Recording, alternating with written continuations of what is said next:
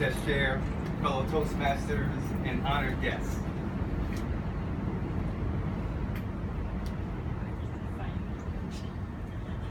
Did you understand me? I said, hi, I'm Bill. I'm a sign language interpreter. I've been a certified sign language interpreter for 15 years now. Very good. And the last 10 years, I've been working as a medical sign language interpreter at Montefiore Hospital. It's a career that's brought me a lot of pride, a lot of satisfaction. Now, did you know there is an estimated 70 million deaf people around the world? That's a lot of people, isn't it? Deaf people are everywhere.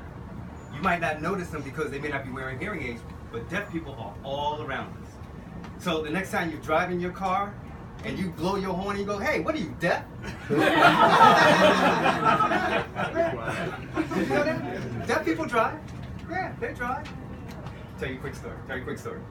This is years ago. I was in a car with a deaf man, and I'm sitting in the front passenger seat, and he's driving.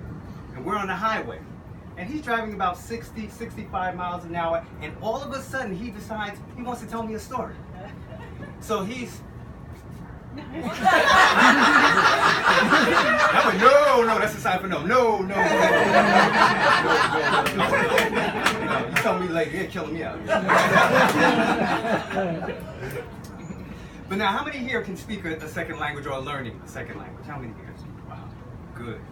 It's not always easy to learn that language, right? You can make some very interesting mistakes along the way. I know I have. I remember when I was in school, I was taking sign language class, and the teacher was deaf. And she would encourage us to talk with deaf people because it'll speed up your progress. And she actually arranged for me to meet a deaf woman. And my teacher was going to be there to observe the conversation. So she introduces us, and we started talking, we're conversing. And things are going pretty well. So since it was going so well, I started feeling a little cocky. I'm going to try something. So I asked her, how old are you? Now, this was an older deaf woman. And she answered me. And what I wanted to say to her next was, well, oh, you look so young. Now notice, this is the sign for young. So I went, oh, you look so... And my teacher went, no. I said, what? She looks young. What's it?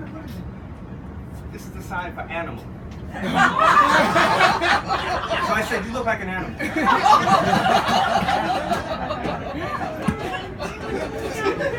I'm glad I didn't do this. This is a sign for monkey.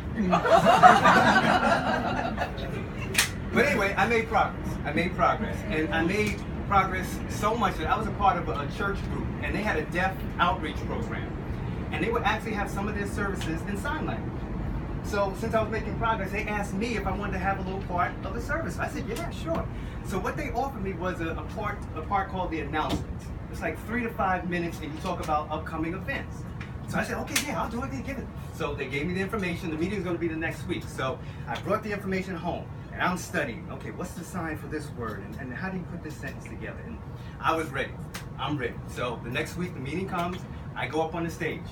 So I'm giving the announcements, and I'm doing good. I'm throwing signs out there. I'm doing great. And again, that cocky gene kicked in.